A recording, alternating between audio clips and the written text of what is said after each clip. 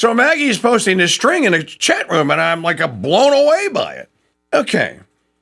And this is another thing. This is live radio. This is why this is not a podcast. So when someone says, I want to be on your podcast, well, I don't do a podcast. We turn it into one after we're finished, but we do a live radio show. And that's why we are raising funds through winapoundofgold.com and want you to buy a ticket so we can continue. Maybe we can talk some other people into hosting live shows and pay them to do it and have them be really, really good at it. How about that? Winapoundofgold.com. Go get your ticket, support us, and you can pay your ticket forward to a nonprofit like the St. Benedict Center if you wish. It's a real deal, it's real gold, and it's a real fundraiser. Thank you in advance. Okay, so Alex Salvi says, Burke himself was viewed in many conservative circles as a palpable, an unofficial Italian term used by Vatican insiders to describe a potential candidate to be elected pope. Other traditionalist candidates were being floated, such as Peter Erdo of Hungary, the desired pick among the conservative wing of the church.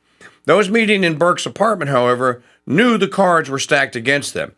Francis had elevated 80% of the voting age cardinals to their posts, suggesting that they'd follow Jorge Bergoglio's more progressive vision of the church. Months before Francis's passing, it was evident that it would be nearly impossible for a traditionalist to win the next conclave, requiring a two-thirds majority, which would amount to 89 votes among the 133 electors, the largest conclave in the history of the Catholic Church. Conservatives were talking amongst themselves as early as December 2024, when Francis elevated 21 bishops to the College of Cardinals, including 20 cardinal electors, about how they would approach a future conclave. The conversations intensified when Francis was hospitalized with pneumonia 2 months later.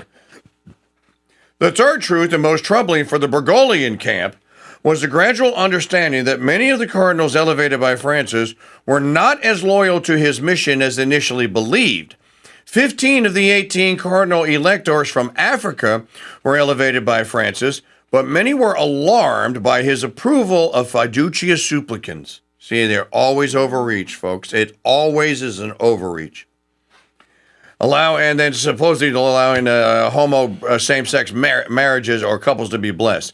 It was part of their larger disapproval of the direction of the church and Western civilization more broadly that was often voiced by European members.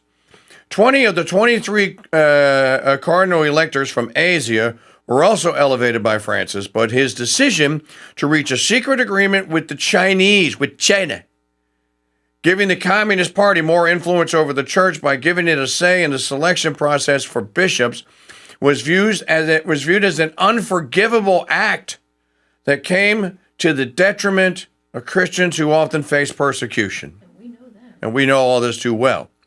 The Americans' 10 votes on the first ballot would be enough to put Prevost's name in the running. A larger alliance would send a signal to the rest of the electors that his candidacy was for real. Momentum on the second ballot, the Americans believed, could seal his fate. As the fourth ballot unfolded that afternoon, the reality of the situation set in for Cardinal Prevost.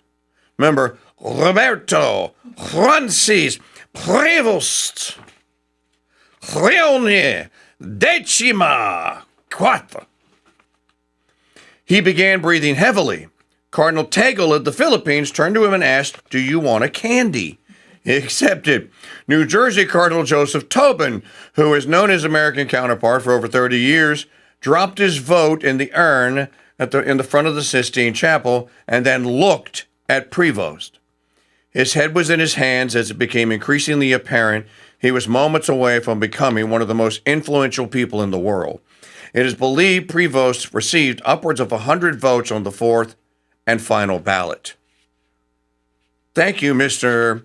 Salvi, Alex Salvi, for the reporting on that. Wow, what a story. And there's more to it that you can read. So again,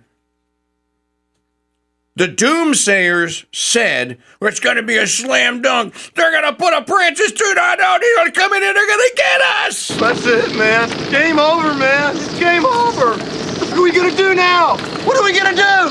That didn't happen. People are still out there going, he's not one of us. He's one of them. I don't know. He may be.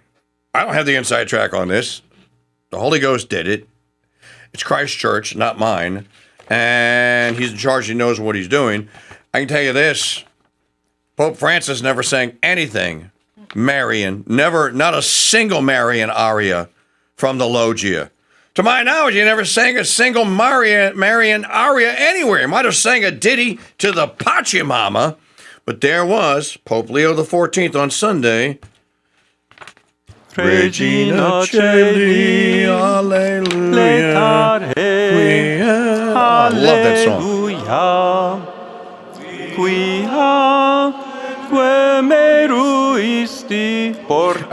The senior Cardinal Parolin was tasked with approaching Prevost after requiring the two-thirds majority needed to win the election. The two men, eye to eye, finalized the process. Do you accept your canonical election as Supreme Pontiff? Cardinal Parolin asked. Yes, responded Prevost, no longer appearing burdened by the responsibility that had just been placed on his shoulders. Cardinal Tobin says any doubts were resolved. It was as if he was made for it. By what name do you wish to be called? Parolin inquired. Leo, Prevost said, as the world would learn shortly after. Phenomenal story. If that doesn't give you just a little bit of pause in promoting and promulgating the Catholic sky is falling, we're all hosed, and it's over mantra, maybe this will. Because it's obvious, or it seems to me, that the Holy Ghost was going like, yeah, well, the heaven's not down with Francis 2.0. As a matter of fact, heaven is not down with another socialist being in assuming the See of Peter. And so now we have Pope Leo XIV. And he didn't hesitate, apparently, to take the name Leo, which tells me that I think he might have been thinking about it. There was no novelty here. I'm going to select a new name, and I'm going to roar and come out, as the first Jesuit or whatever. As Brother Andre pointed out, by the way, our interview, brother, if you're listening, our interview on YouTube and this is just, for most people, this is like peanuts. This is like the first 20 minutes of an interview released on YouTube, but for us, number one, listened to and viewed interview this year. Brother and I's interview from last week is Pope Leo XIV is he going to be a friend to tradition? Has over 3,000 views on it now and over 50 comments. So people are talking about it. I put another one yesterday, and I'm going to make another one out of this. And I'm going to keep trying. We'll try to be your source for Pope Leo XIV. And look, folks, you pray for the Holy Father every day. That's what we should be doing. Not despairing that he's going to get in there and he's going to get us. That's it, man. Game over, man. It's game over. What are we going to do now? What are we going to do? He's not running around with Bill Paxton going that, hey, this little girl can say the Memorare and the Hail Mary in Latin. To have Hudson go, well, why don't you put her in charge of the church? Stop it. Just stop.